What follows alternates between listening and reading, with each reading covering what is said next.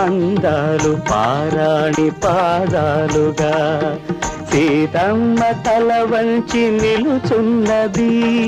రామయ్య తన చూపు గంధాలుగా పెదజల్లి తన వంక చూశాడని వాచింది రామయ్య శివధనుసునో,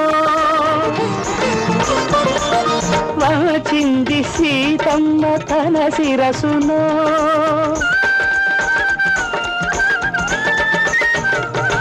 వాచింది రామయ్య శివధనుసునో, వంచింది సీతమ్మ తన శిరసునో.